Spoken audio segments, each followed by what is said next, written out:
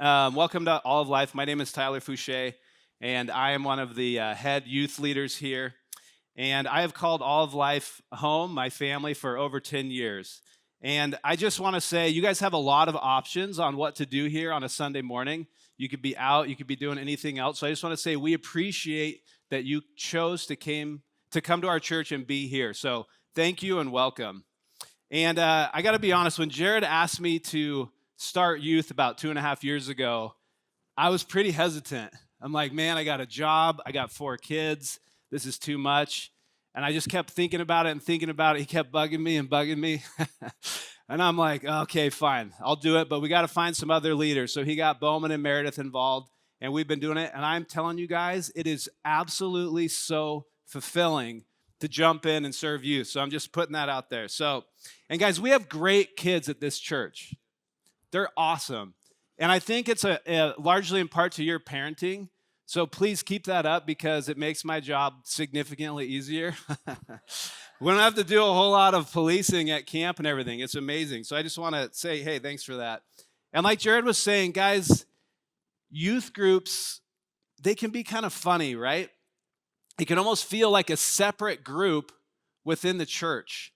It's kind of like that awkward phase between Sunday school and being a young adult in the congregation that you see as an equal. And so you have the main church over here, and you have the youth group over here. And I just want to remind us this morning that they are a crucial part of the church. They're not separate, they're not different. And they may dress differently than you, they may smell differently than you, but they are involved, they are serving, they are committed, and they are awesome. And we have kids at youth preaching the gospel. We have them leading Bible studies. We have them getting baptized. So please, I want to ask you, just like Jared was doing with the bracelets, I want you to pray for them and encourage them. Let's bring them in, all right? Okay, so Psalm 123, 127:3 says, "Children are a heritage from the Lord, offspring a reward from him." Let's remember that, adults. And would you agree with me that this church has a lot of heritages? There are just kids everywhere here. I feel like every Sunday I come, they're just pouring forth. Like if you take a wrong step somewhere, you're going to smash a kid. There's so many here. But that's something that we should be celebrating, you guys. And I'm going to be honest, I'm not like super old yet, but I'm old enough to be one of those guys that's ready to just yell at the kids to get off my lawn. You guys, I just want to be that guy. I have those tendencies where I'm like, don't you get near my lawn? Like, this is kind of my attitude sometimes towards youth. And as a point of vulnerability, I want to point out to you guys, like, preparing messages for the youth, what's actually entering my mind is more like, oh man, I got to teach these kids something. I got to teach them. They got to learn. Like, I just got to raise them up. And then halfway through the prep of the sermon, I'm tearing up being like, man, I really needed this, right? And I think that attitude of preparing a sermon, I go to the youth event, and then oftentimes I leave the youth event having learned more from them than they taught me. And like, for instance, at youth camp, we're walking around, and Ryan was there. You just see these little groups doing their own Bible studies. I'm like, gosh. And then at worship time, you see them worshiping like they don't care if anyone is seeing them. And I'm like, I could really learn a lot from these kids. So that's just a point of vulnerability for me and my kind of posture towards them. I'm still working on it, and that's maybe some of us here. So let's just keep encouraging them. So if you were to talk to my wife or other people who know me, they might say that I have a lot of ideas. All right? And I didn't say good ideas. I just said ideas. So with that in the back of your head, I had an idea. And the idea was, months ago, to rent a few houseboats and take the youth on Lake Roosevelt for summer camp.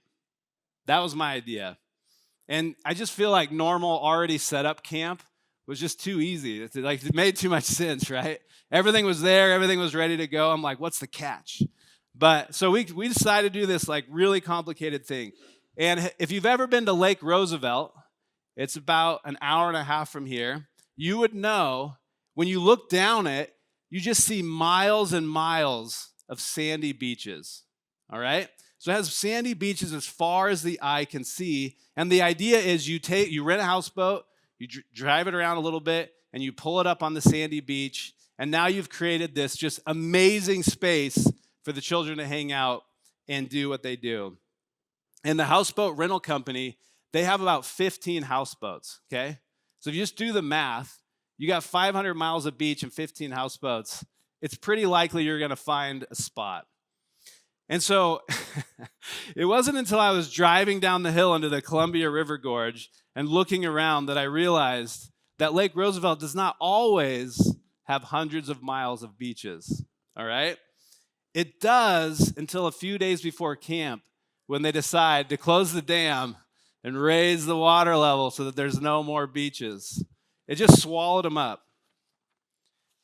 So Bowman, our worship leader, you guys know him, and another youth leader, said, he said, when I was there coming down the hill, he's like, you seemed like you had it all under control. Like you acted kind of like how you always act.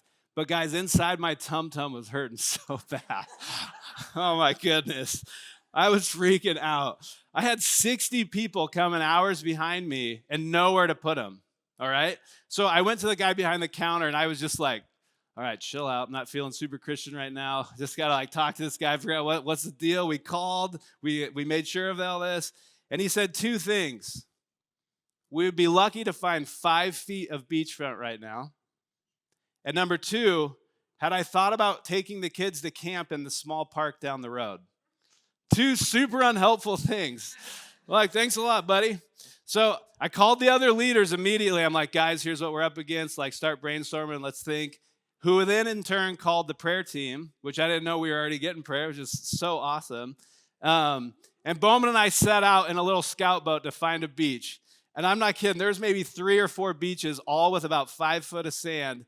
And with 15 houseboats, guess what? There wasn't a single one available. Tum-tum full broke mode right now. I'm just like, oh my goodness, this is such a disaster. Why do I have ideas? So anyways, it was at this moment though, Bowman looked at me and I looked at him. We're kind of the same, like we were vibing. And I'm like, God is going to have to do something here. We don't have an option. And literally at that moment, I'm taking a left, turning the boat, and it's like a holy ray of sun on this perfect beach. And Bowman's like, hit it, go! Like Brr. So we start rolling over there. And guys, we found the most amazing beach to have camp. It was like the only one there. You can see it up there on the slide. And I just want to say, God was at work doing what we could not. And he sure does that a lot, doesn't he? So we have been studying the I am statements of Jesus in youth group, and we finished them up at this summer camp. And we've been studying them because I believe a lot of us have an idea of who Jesus is, and that doesn't always line up with what he even says about himself. The more Jesus describes who he is to us, the more accurate our picture of him becomes. And you guys, it's important to know what Jesus says about himself, because in my life, I've put other people's wounds that they've caused me onto Jesus. And let me give you an example of that. I grew up with a really angry dad. And so instead of looking at what Jesus says about himself, I project what my dad did on him. Anybody else? Maybe you have trust broken in this life, and then you put that on Jesus. You can't trust him. Instead of looking what he's actually saying about himself. And it's also super important because life does not go how we expect, just like this trip. Does anyone experience that all the time? Life does not go how we expect. And if our view of Jesus is not true, and life doesn't work out how we thought he said it would, that just creates unbelief. So that's why we've been studying the I am statements. So let's jump into one here in John 15. So in the first 2 verses, I am the true vine, and my Father is the vine dresser. Every branch in me that does not bear fruit, he takes away. And every branch that does bear fruit, he prunes, that it will bear more fruit. Okay, so let's stop here for a second. Reading this, I can't help but think Jesus says some just crazy stuff, right? So just to illustrate that, turn to the person next to you and say, I am the vine and you are my branch. Doesn't that feel awkward and weird?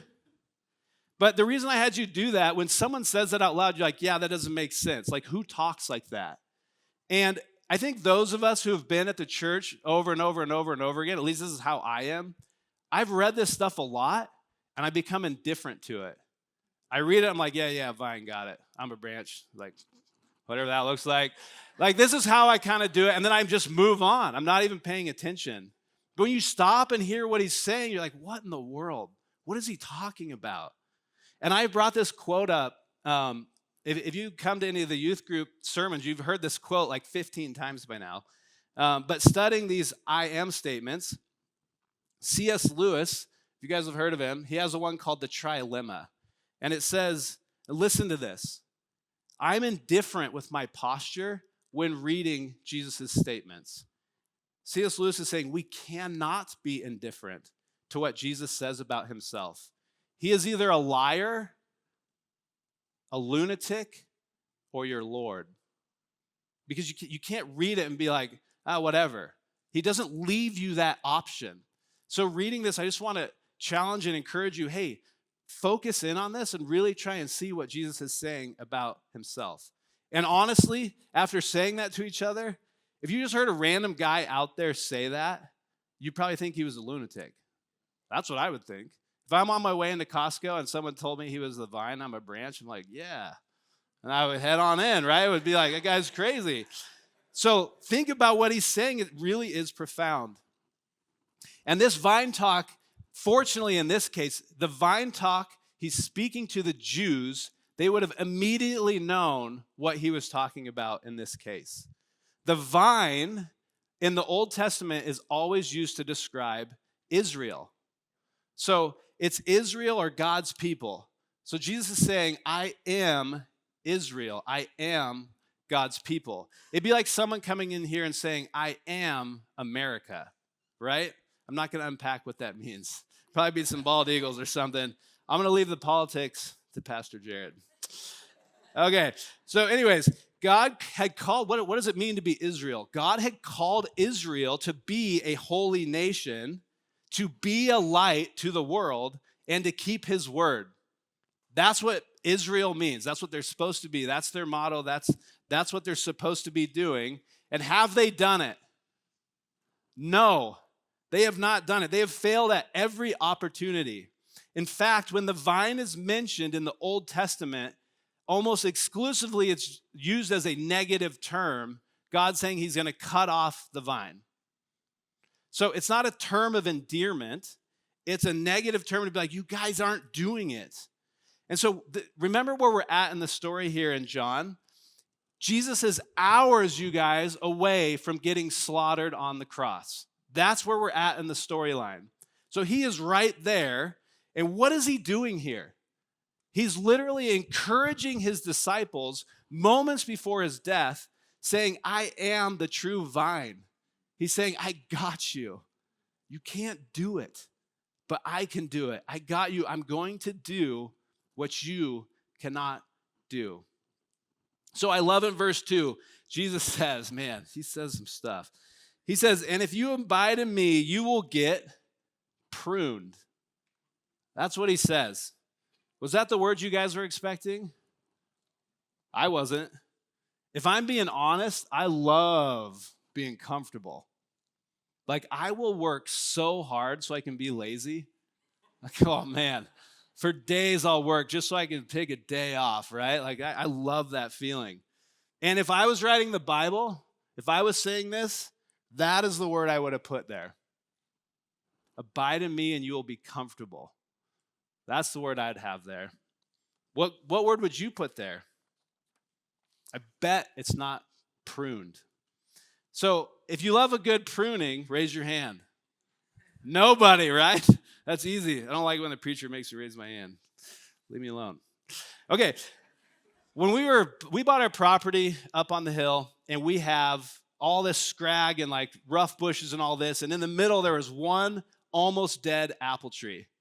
And I almost chopped it down. But instead, at the last moment, I'm like, you know what?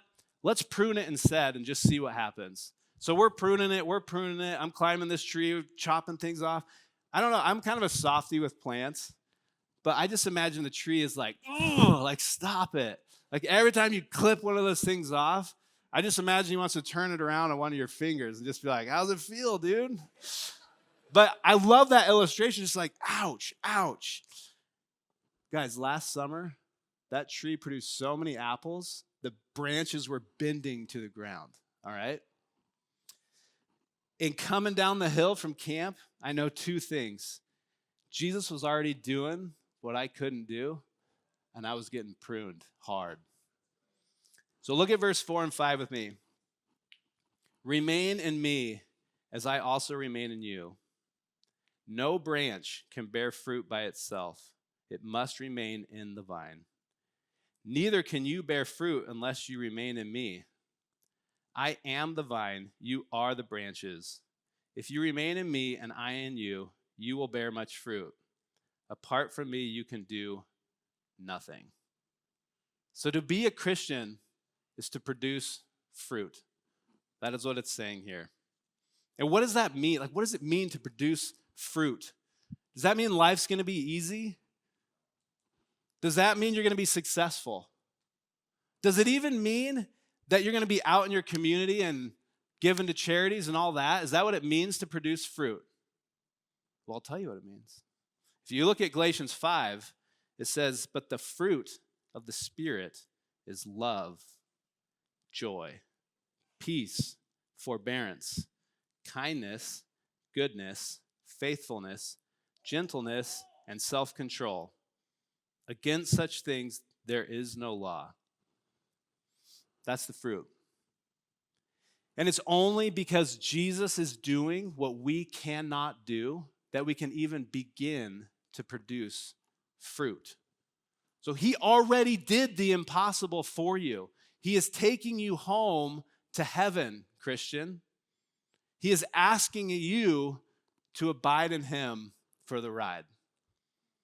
And I don't know anyone here who doesn't want to grow in these areas. Like when I look up there and I see that, I don't see that and be like, I don't want more joy. That sounds lame, right? I don't want more peace. I don't want gentleness. That doesn't even make sense. And Jesus is saying to get these, to get the fruit through trial and struggle, that's how we grow. And this is true for my life. I've been through a lot, and I grow the most during these times. And that doesn't mean I want to repeat them. By the time I was 19, I had a mom who had passed away from a freak heart attack and a dad in prison. So I don't want to go through that again, you guys. It's not fun. Doesn't mean like, oh, that's great. Let's just chase trials all over the place. But I am living proof here today that his plan works.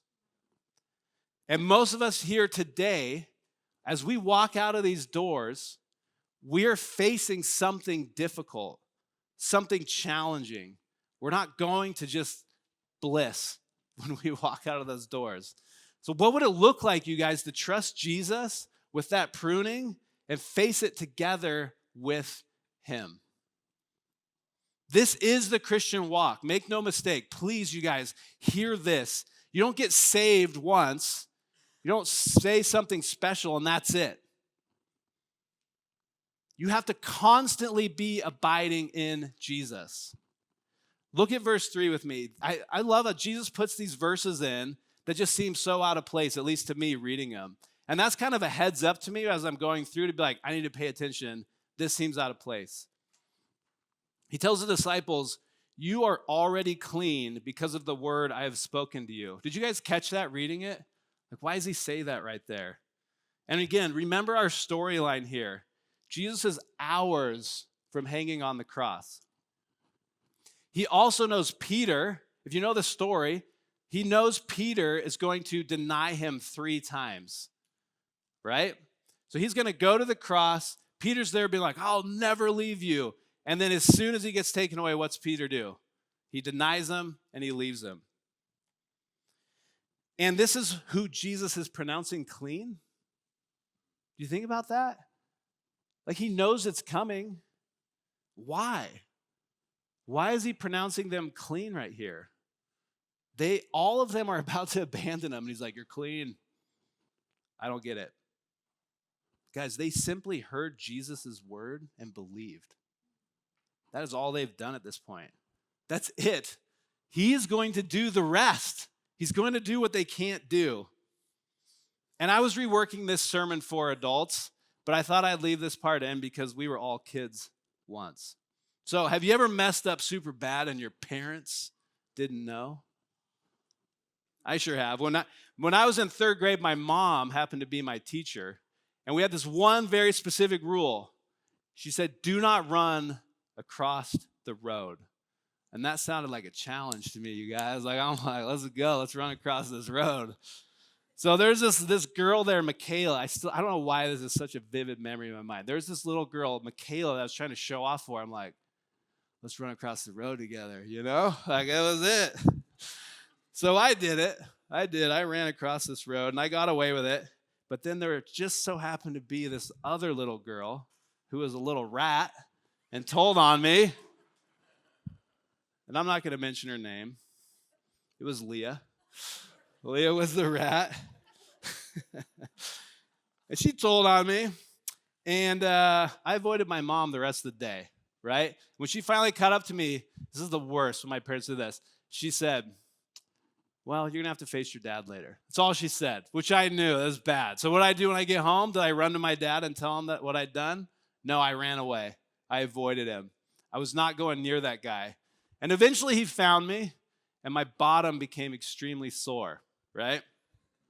But guys, how many of us treat Jesus this same way? We don't want to be in his presence. We mess up. We want out. We don't want to run to him. This verse 3 here, guys, it's not out of place. It's here to remind us that we should be running into his presence no matter our situation. We don't need to treat Jesus like that. It's so backwards. And not only that, Jesus is about to die for us in this verse. He's saying, I got you. I want you in my presence because we are welcomed in his presence. And how do I know this? Because if you read a little farther in the story, what does Jesus do when he finds Peter again after he's resurrected? Does he yell at him?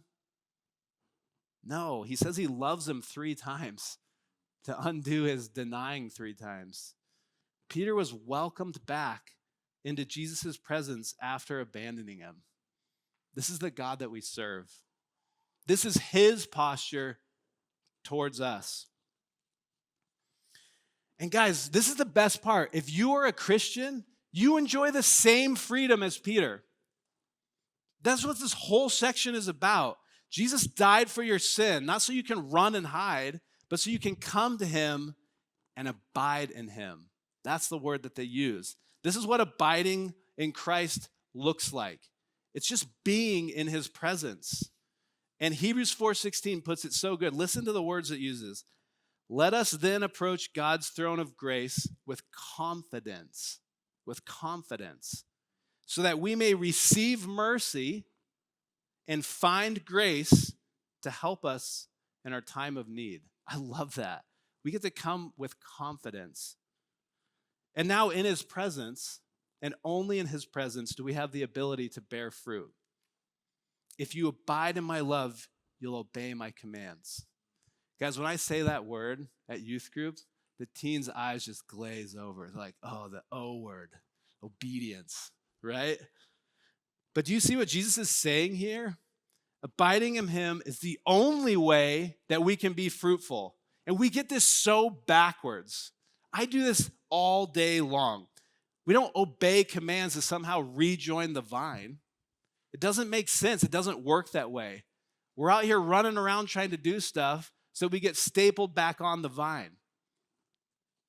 Man, I'm so glad it doesn't work that way because we'd all be withering on the ground, ready to be tossed into the fire. You don't do so Jesus will approve of you. You love Jesus, and that makes you do. The point of Christianity is not to stop sinning. The point of Christianity is to have your life radically changed. And spending time in Christ's presence will radically change your life. Abiding means to dwell. I love, guys, just eyes up here, focus on, this is the best definition of abiding. Abiding means to dwell, remain stable, or continue in a particular place without yielding or changing. I'm going to read it again. Abiding means to dwell, to remain stable, or continue in a particular place without yielding or changing. So I want to encourage you to remain in Jesus' presence. And how do we do that? How do we stay stable in his presence without yielding or without changing? You chase what makes you love Jesus more, and you leave behind the rest. You got to chase what makes you love Jesus more. And this is the fun part. You get to ask yourself, what is that? What makes me love Jesus more? What draws you near to him? What stirs your affections for him? What makes you think of him and put your mind on him? For me, I'm loving youth ministry. It's awesome. I love music. I love worshiping. Like when Bowman's up there, I'm like trying to hold it together before I'm preaching, like, you know?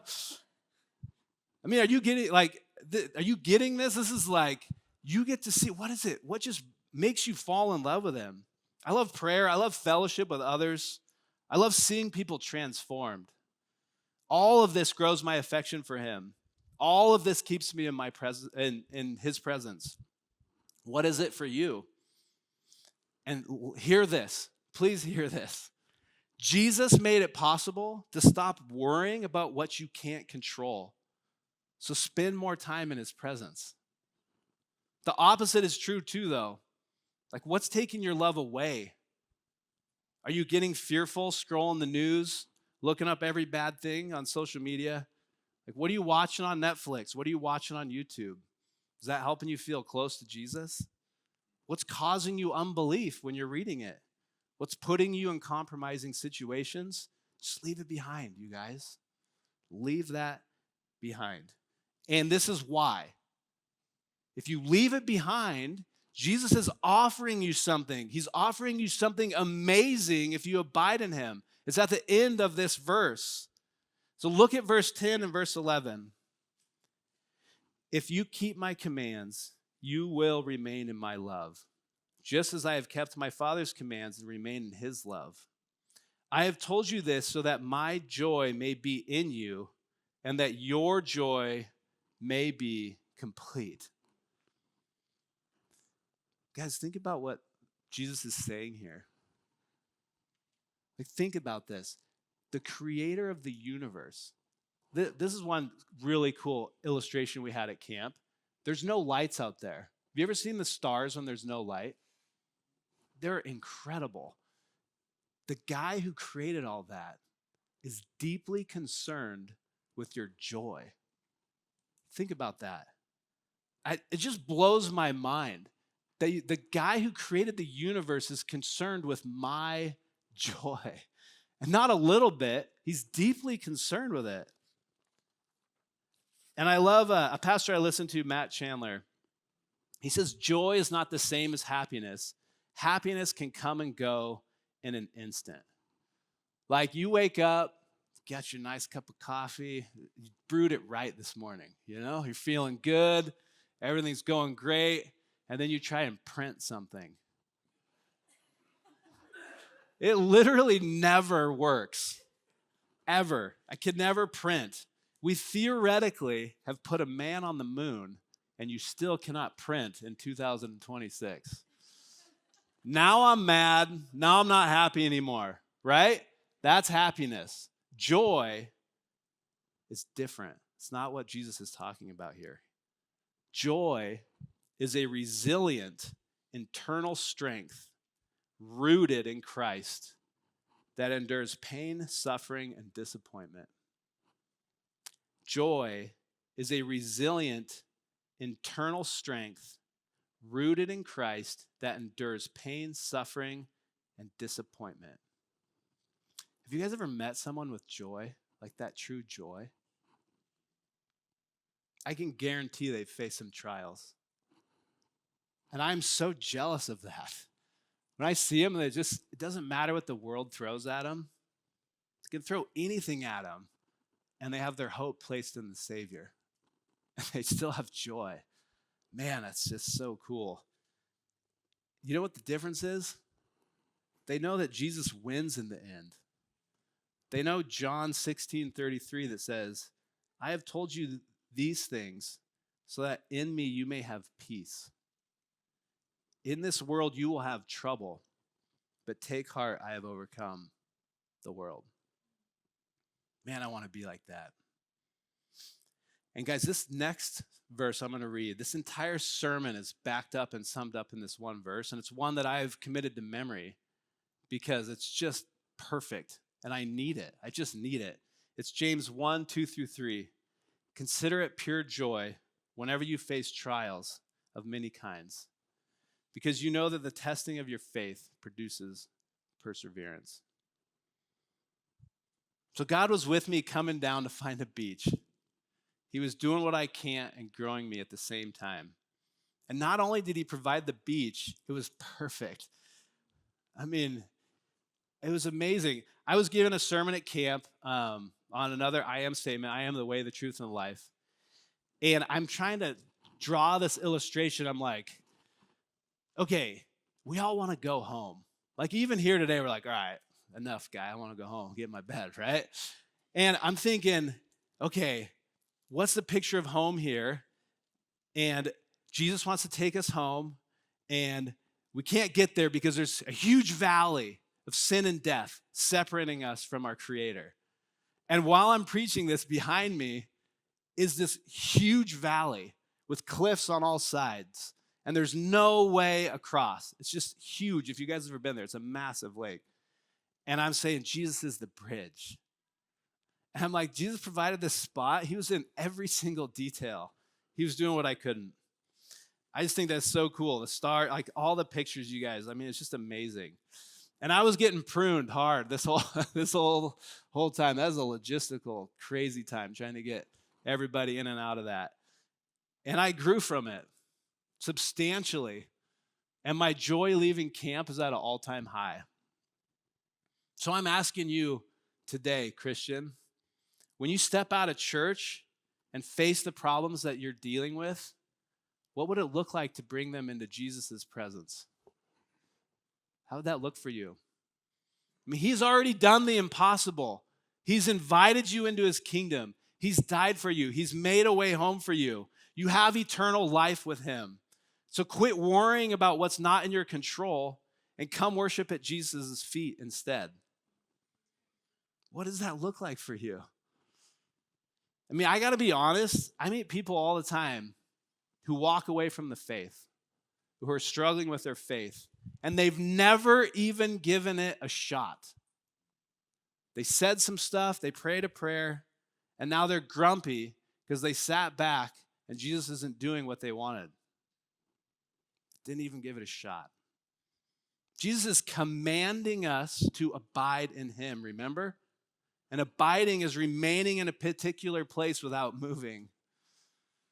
And if you're not creative enough to figure this out, I got a place you can start. Come and serve the church. Our church is growing. It needs help. And it causes you to think about others instead of yourself. This is a fast way to get into his presence. It's not the only way, but it is an excellent way. And maybe there's some of us in this room who don't believe. We don't believe in Jesus. We don't believe his message. We're not sure about all this. The vine talk's kind of creepy. Guys, if this fruit of the Spirit and joy that surpasses understanding sounds like something you could use in your life, like I just can't do it anymore. My life, it's piling up. It's difficult. I cannot make it on my own. I can't even get out of my own way. I can't even deal with my own struggles. I need somebody who can do what I cannot do. This peace we all long for, it only comes through surrender to Jesus. That's it. You're not going to find it somewhere else on the planet.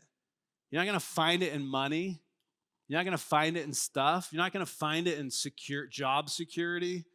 You're not going to find it in a diet or exercise or some club you belong to. It's not there. I mean, that stuff, you guys, at best, is going to fall short and leave you feeling empty. And at worst, it's going to lead you to destruction. So at best, it's going to just still fall short. So my challenge here, would you consider hearing Jesus' words and believing them like the original disciples did? Because that is all they did. That is all it takes. And you were pronounced clean and welcomed into his presence.